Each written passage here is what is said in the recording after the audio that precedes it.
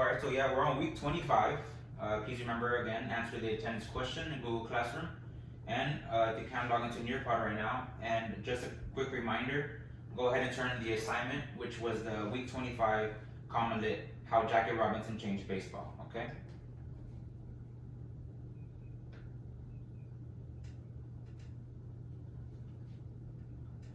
Okay, so our objectives, we will analyze how archetypes and drama affect the plot of plays. We will analyze differences in the characters' moral dilemmas in works of fiction across different countries or cultures.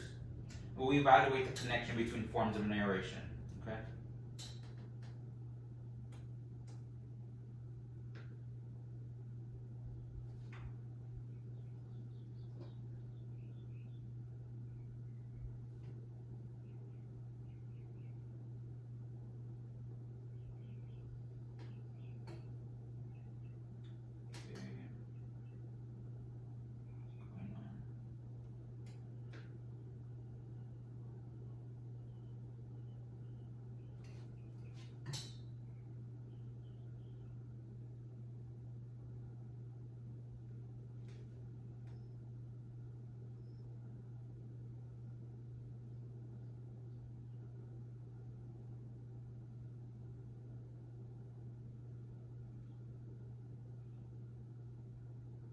Okay.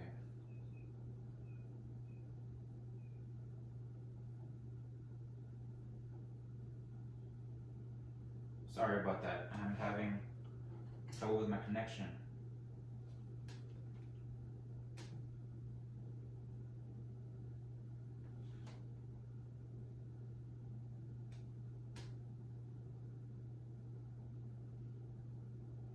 Okay, so today we will be covering Fences.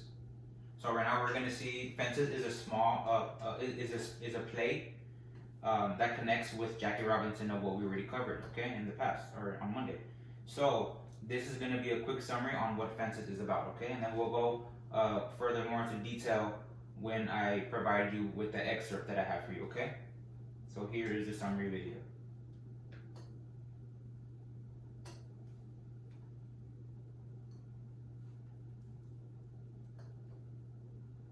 The play begins by introducing its central character, Troy Maxson, a large, thick black man of 53 years, and his longtime friend, Bono. The year is 1957, and the two are garbage collectors that have come to Troy's yard on Friday, payday, to talk and drink. We learn that Troy is a hard worker and that he used to be a talented baseball player. Troy's wife, Rose, comes out as she's preparing supper and tells Troy that their son Corey is being recruited by colleges for football. Troy is skeptical. Troy's other son from a previous relationship, Lyons, comes by to borrow money. Troy is also skeptical of his pursuit of music.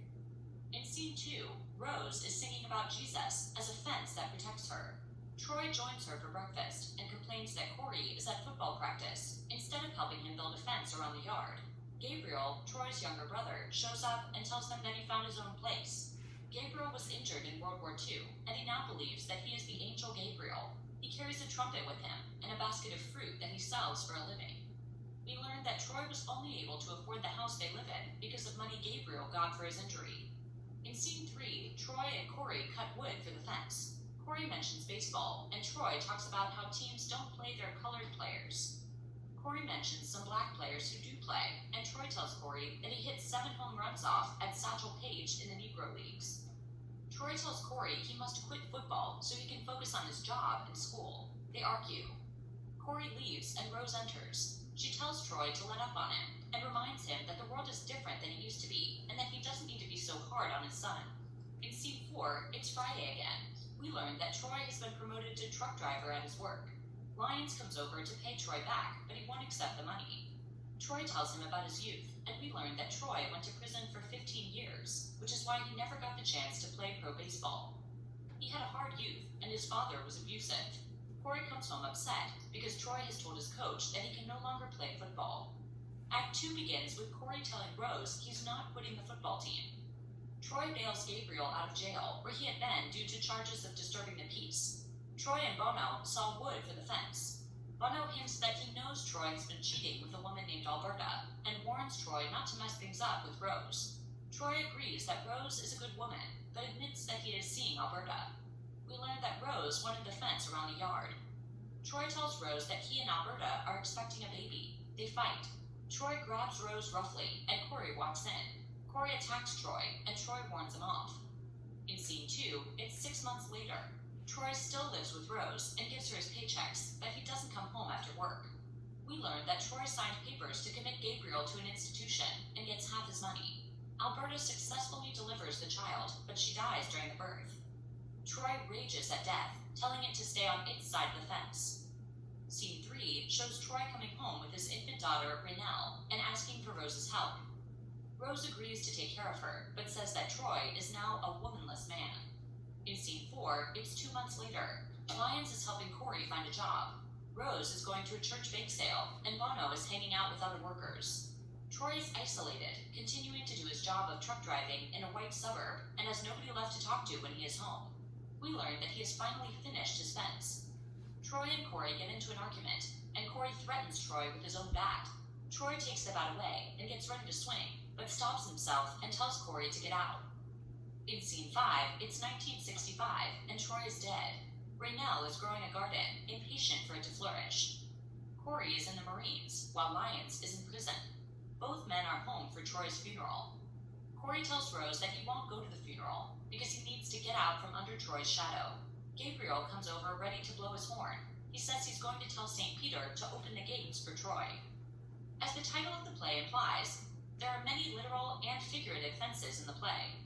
For example, there's the fence that Troy builds around his yard to keep things out that might threaten his family. Also, there are the fences in prison that kept Troy confined. These fences represent the invisible barriers that have kept Troy from getting beyond the life that his father created for him, and those that his own sons struggle against. Finally, there are the gates of heaven that may open for Troy, which represents the only way out of the confinement of his life. August Wilson's play, Fences, tells the story of Troy Maxson, an African-American garbage collector and ex-convict who once had a promising future in baseball. His circumstances as a youth led him to prison, after which he settled down with Rose and made a family. He's building a fence around his yard to keep this family safe, but it figuratively threatens to confine his family to the same fate. Okay.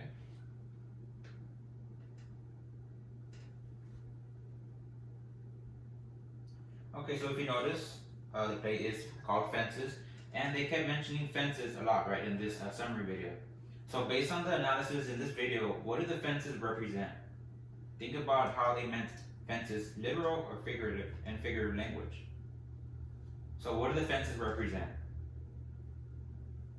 Remember, they mentioned the fences in prison, the fence that they wanted, that Rose wanted Troy and Corey to build for her, for the house, and also the gates of heaven was represented as a fence. So what do they mean by by the fence? What does the fence represent?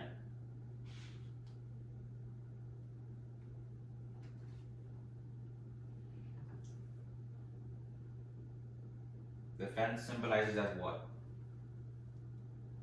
So whoever's logged into Nearpod, go ahead and answer this question, or you can put it in the chat or unmute yourself.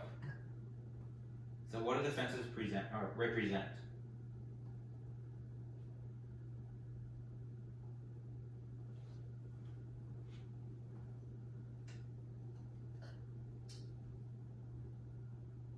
So the play is called Fences, and there's a reason behind that. Why is it called Fences? Because we know that there's a lot going on in this play. We have Troy being so controlling against Corey and him not wanting to succeed in sports, right? So, and then we also have Rose wanting Corey and Troy to build a fence for her, for their home. So is a fence a good thing or is it a bad thing? What do you think?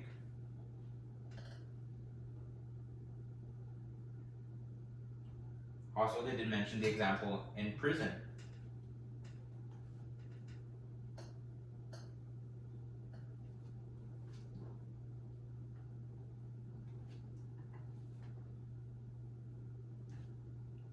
So again, just think about the actual fences or the figurative language that it is for the fence.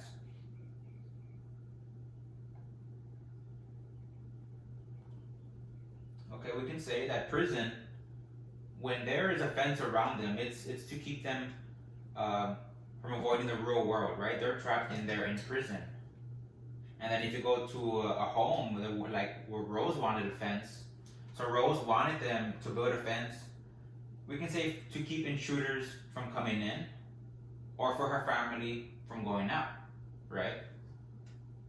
And it could be a good thing or a bad thing, because a good thing would be avoiding any bad conflict or any problems that maybe Troy faced when he was younger. So Rose doesn't want Corey to face that.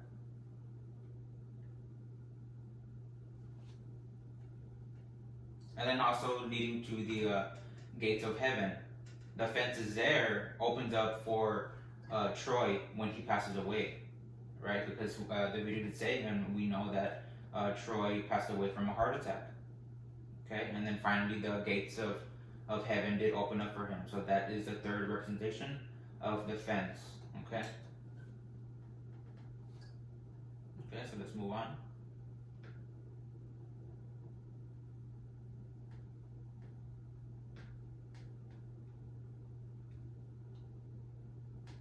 Okay. So right here, I just want to remind you, keep in mind the dramatic elements that we have covered already, okay? For this game. And if you are not participating in your pod, you can write it in the chat or you can unmute yourself, okay?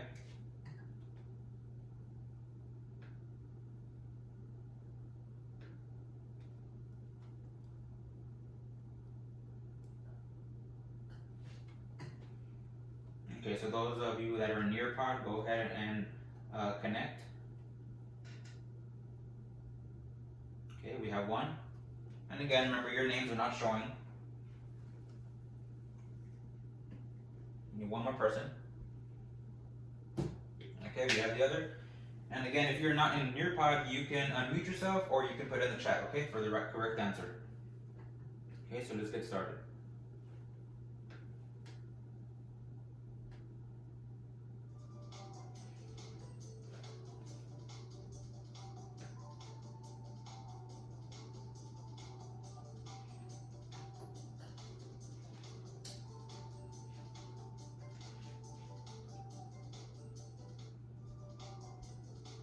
Okay, let's go to the next question.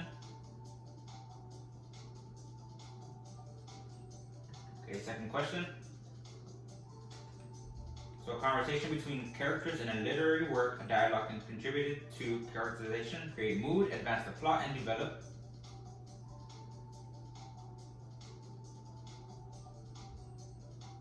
Next question. The central message, meaning, or moral of a work of literature, often expressed as a general statement about life.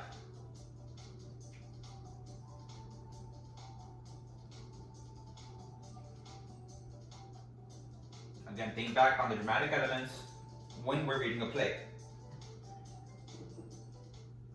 Okay? A long speech by a character who is alone on stage or is under the impression of being alone, it reveals the private true thoughts and feelings of that character.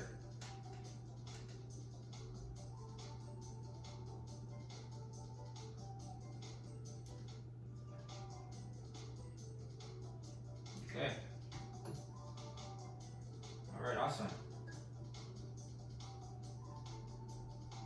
Okay, thank you for your answers. Let's move on. And again, that's covering the dramatic elements, okay, when we're viewing the play. So now, I do have a Fences excerpt, and we'll be reading the excerpt on Fences, okay? So right now, if you notice, it's posted on Google Classroom. Let's go to Google Classroom. Okay, and here it is. If you don't have it open, go ahead and open it. And let's go to this document.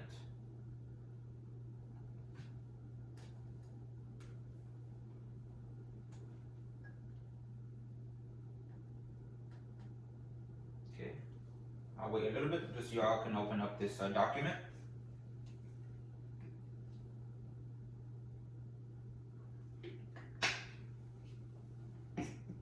Okay. So just to set the scene here, we're going to be covering Act 1, Scene 1, okay? So as we know, it's year 1957, and I'm going to be covering the characters. So we have Corey Maxon, and he's a senior in high school, and Corey gets good grades. College recruiters want to come see him play football, and we know that Corey is a respectable son, right? He does not cause any trouble. He is very respectable. But we have Troy Maxon, which he's 50 years old, 53 years old, and he is a father to Corey. And we know that he is a garbage collector, so that's his job, right? So he is the husband to Rose, and we know that he was a former baseball star in the Negro Leagues. Okay, so if that sounds familiar, remember we covered when we covered Jackie Robinson, he was part of the Negro League. Okay, so then, and that is a professional baseball league. And then we have Rose Maxon. This is Troy's wife, and this is Corey's mother. Okay, so then it leads to Jim, which Bono is Troy's friend. He is also a garbage collector, and he's been friends with Troy for over 30 years, so he's a very good friend of his. And then we have Leon, which this is Troy's oldest son, but by a previous marriage, so it is not her Rose's son. Okay. So in the Act 1, Scene 1, the setting is set in a dirt yard in front of the Maxon house, in front of Troy and Rose's house. Okay, so it is a 2-story brick house. So I want you all to picture this. It's a 2-story brick house set off of a back alley. Okay, so let's picture there's 2 chairs, jumpy chairs, sitting in the front porch, right? And the house and the porch is in need of a bad paint job. Okay, so that house is needing some work on it. So all this seems to communicate with the Maxons that the Maxons aren't exactly the richest people, right? And again, picture this, and it reminds us that money is a concern for Troy and his family. Okay. So then the summary on Act 1, Scene 1 before the excerpt, because we do have this excerpt, and it is in the middle of Scene 1. However, before this excerpt, it's a Friday, and it's Troy and Bono's payday, right? Because they're both garbage collectors. So their responsibilities as garbage collectors are done for the day, and they go to Troy's house and they go drinking because they have a weekly ritual where they always drink every week. Okay, because I mean it's payday, it's Friday, right? They wanna enjoy their time off and when they're not working anymore. So they catch up on each other's lives, they share a lot of stories, and there's a conversation where Troy is explaining about a complaint that he confronted Mr. Rand, and Mr. Rand is their boss of the garbage company. So his complaint is why black employees aren't allowed to drive the garbage trucks, because the garbage driver is a white person, and Bono and Troy are on the back of the garbage truck, right? They're the ones that are lifting the garbage up from the trash cans. So Troy wants to bring up that complaint, and he wants to become a driver himself, right? Because he wants better for him and his family. Okay. So then after that, the conversation changes, and Bono asks Troy if he's having an affair with a girl named Alberta, because they were one time at a bar, and Troy bought Alberta some drinks. Okay, so once they're talking about this and they're conversating about this, shortly after, Rose comes out of the house to tell Troy and Bono that Corey has been recruited. Okay, so he has been recruited, and there are some recruiters that want to see Corey play. Okay, so then it leads on to this excerpt. So it's going to be Troy, Rose, and Bono. Okay, so can I have one volunteer? And Miss Salinas, can you please help me reading and being acting out Rose's lines, please? And I need one more volunteer to be Bono. Any volunteers? I can be Troy. We just need one more.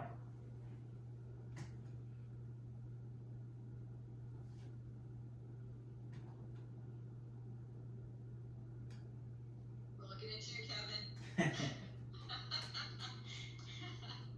Kevin, you want to take the Bono? It's just a couple of lines. It's not a lot.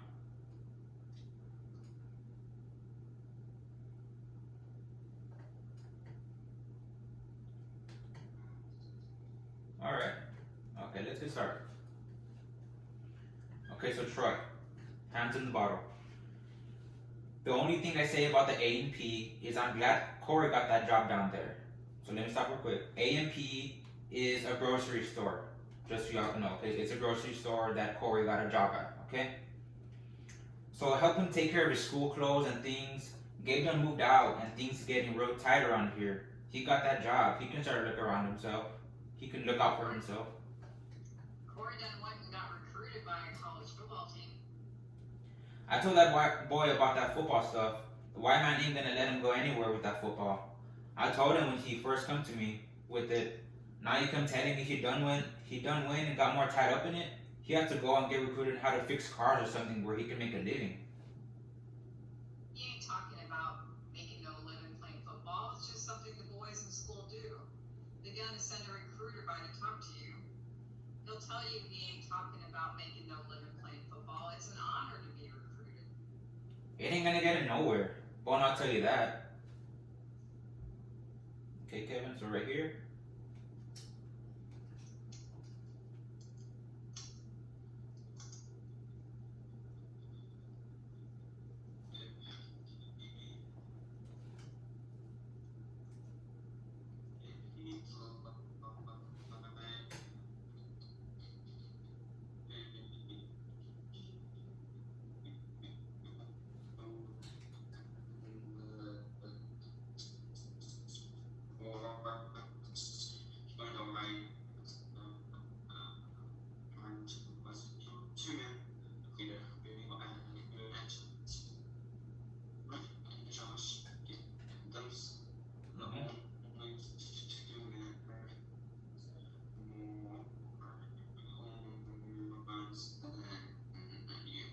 Okay, awesome, thank you.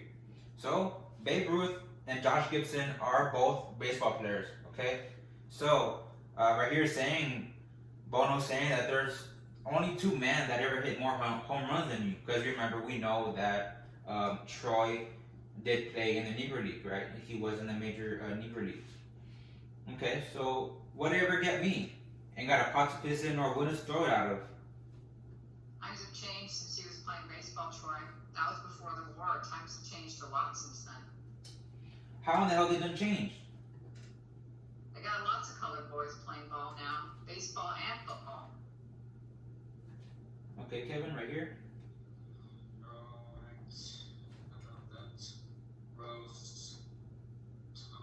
Times have changed, Troy.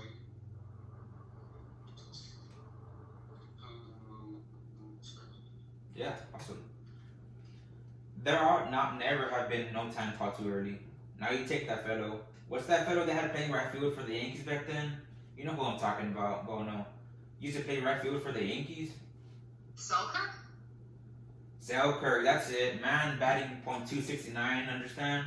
.269, what kind of sense that make? I was hitting .432 with 37 home runs, man batting .269 and playing right field for the Yankees. I saw Josh Gibson's daughter yesterday. She walking around with raggedy shoes on her feet. And I bet you Selkirk's daughter ain't walking around with raggedy shoes on her feet. I bet you that. They got a lot of colored baseball players now. Jackie Robinson was the first. Folks had to wait for Jackie Robinson. I done seen 100 people play baseball better than Jackie Robinson. Hell, I know some teams Jackie Robinson couldn't even make. What are you talking about Jackie Robinson? Jackie Robinson wasn't nobody. I'm talking about if you can play ball when they actually have let you play. Don't care what color you were, come telling me I come along too early. If you could play, then they ought to let you play. Troy takes a long drink from the bottle. You're gonna drink yourself to death. You don't need to be drinking like that. Death ain't nothing. I done seen him. Done wrestled with him. You can't tell me nothing about death. Death ain't nothing but a fastball in the outside corner. And you know what I'll do to that? Looky here, Bono. Am I lying? You get one of them fastballs about waist high over the outside corner of the plate where you can get the meat of the bat on it, and good God, you can kiss it goodbye. Now, am I lying? Okay, so right here, what he's talking about, a fastball on the outside corner. So he's referring to baseball, right? It's a baseball metaphor. So, to get a better understanding, let me show you a picture on how this works. So, right here is the strike zone in baseball. Okay, so here's an example. So he wants to hit. He mentioned a fastball in the outside corner. So a fastball is just a straight ball, just how you throw it. Because there's a fastball, there's a curveball, there's changeups, there's different types of pitches. So the outside corner. If we have this batter, he's a left-handed batter. We have right here. This is called the inside, and over here is called the outside because it's more further towards you. It's more outside towards you. So what Troy mentions, outside corner. So he wants the fastball right here, right where the mouse is, and this right here is the meat of the bat. So just imagine when he swings, he's gonna swing like this in this motion, and boom, right here, he's gonna hit it right there, right? So that's what he's referring to, because I mean, once you get the meat of the bat, that's a home run, right? That's what you want, okay? So that's that saying that Troy is referring to. Okay, Kevin, so right here.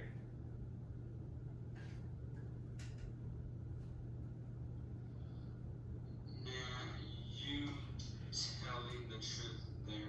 I saw you do it. If I'm lying, that 450 feet worth of lying, that's all death is to me. A fastball in the outside corner. I don't know why you want to get on talking about death. Ain't nothing wrong with talking about death. That's part of life. Everyone's gonna die. You're gonna die, I'm gonna die, Bone's gonna die, hell, we're all gonna die. But you ain't gonna talk about it. I don't want to talk about it. Okay, awesome. Thank you, Miss Salinas. Kevin, thank you so much. Okay, so right here. Now, I mean, we know how Troy is because, I mean, he does not want Corey to be successful in sports because he did not have his chance, right, in his times. So, right here, you're going to have some assessment questions. And let's go over them really quick. So, number one, what sport is Corey recruited to play in college? Number two, why didn't Troy get to play in the major leagues? Number three, according to the play, what does Rose think about sports in regard to Troy? Number four, what does Troy think about Corey playing football? And the fifth one, what metaphor does Troy use for death? What might it mean?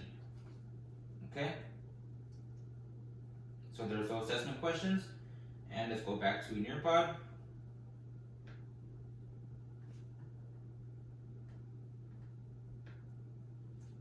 Okay. Also, I want to remind you, if you do need like an audio, I did provide it in Google Classroom. I have it right here. So I provided it. And this excerpt that we just read right now it starts at 9:37 and goes through 13:19. Okay, so if you open it here, God. so let's go to 9:37 and we're gonna see where it starts. And if you ever turn the bottle loose, Troy hands in the bottle. The only thing I say about the A&P is I'm glad Corey got that job down there. Help him take care of the school clothes. Okay, so that's if you do need an audiobook, it is there. I provided it there in Google Classroom. Okay, so again, if you want to go back into Google Docs and you can play that YouTube video if you like. Okay, and also if you want to see, maybe you want to see a trailer on Fences, because Fences is a movie they made in 2016. And if you want to go ahead and look at that, you can go ahead and look at that. So let's choose this one just to get a feel on how the movie will look like, okay?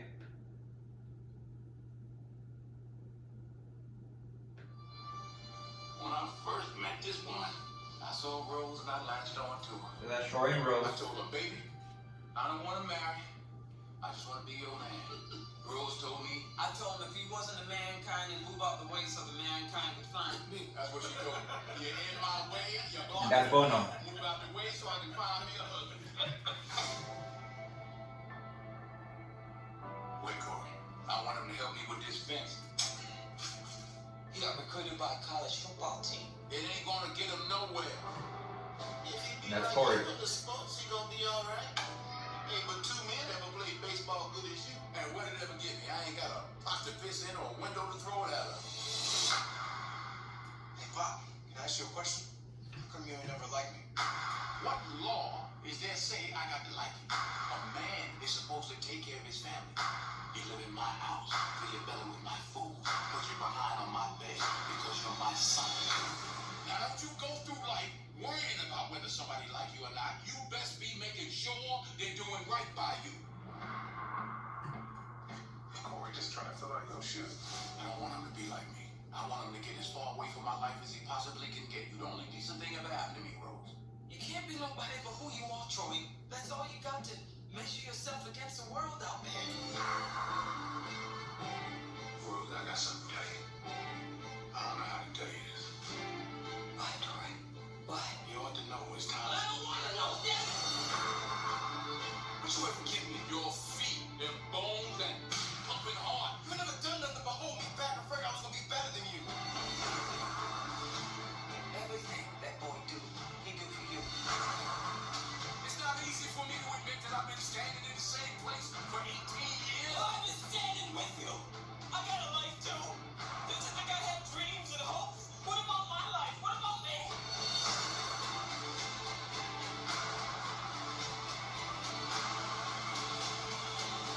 What are you gonna do?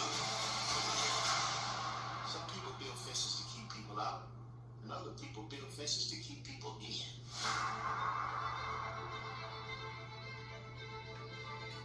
Okay, so there it is. And I mean, it's a movie by Denzel Washington, and you can't go wrong with Denzel. So, if you want to see, there are also clips, and there is an actual play if you like to watch it also. So, here's the play, and there's this play right here. So it's the actual play. They're acted out. Okay. So let's go back to our Nearpod, and again, I just want to provide you with these resources if you like to continue with the scenes. Okay, so let's go ahead and continue. Okay, so now let's compare the challenges that Jackie Robinson faced now to Troy's experiences. So what is the reason of Troy's hate toward Major League Baseball? So remember, we covered Jackie Robinson, and now we knew his struggles and we knew his experiences now, right? So now let's compare it to Troy's experiences, or what we just read right now. So what is the reason of Troy's hate towards Major League Baseball?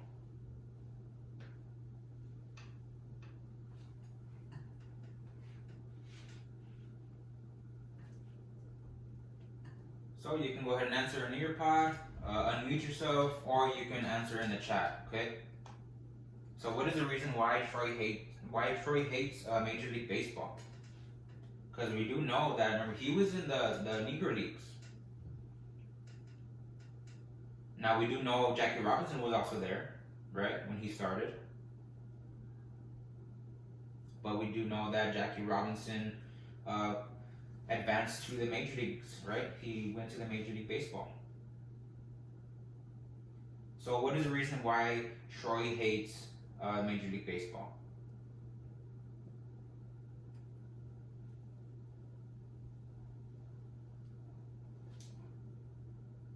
So go ahead and put in the chat, unmute yourself, or you can put it in your pod.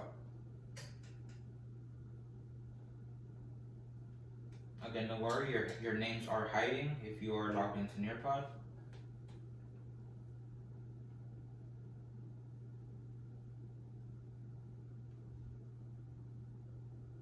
So what do y'all think? Let's compare Jackie Robinson to Troy. They're both baseball players, but there's a difference why Troy hates Major League Baseball.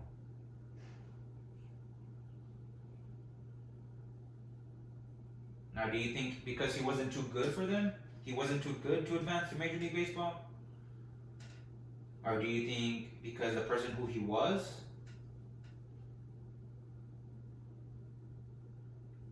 Or because of his attitude? What do y'all think? I think that Troy hates Major Baseball's nothing. Yeah, he hates the Major League Baseball because remember he was talking so bad about it. He was talking about how Josh Gibson and Babe Ruth Remember when he was comparing his batting average to them? And also Selkirk? Mhm.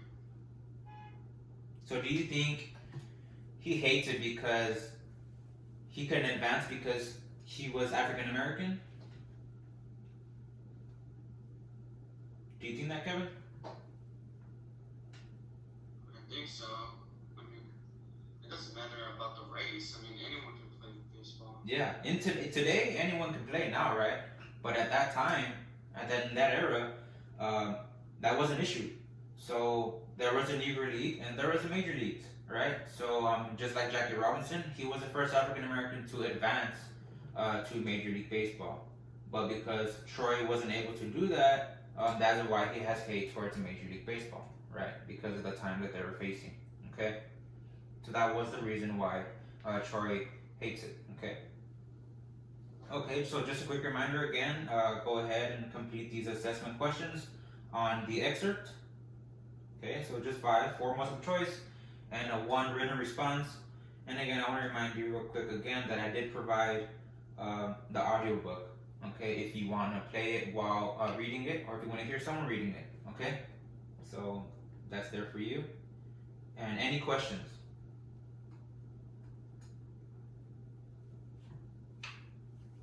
Kevin, you good? Any questions, Kevin? No questions? Alright, so Kevin, Anna, Maria, and Matthew, thank you so much. So again, just go ahead and complete those assessment questions, and you're all dismissed. Thank you. Bye, Kevin.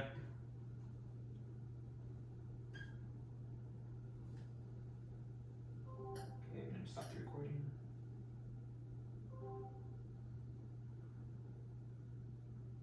Alright.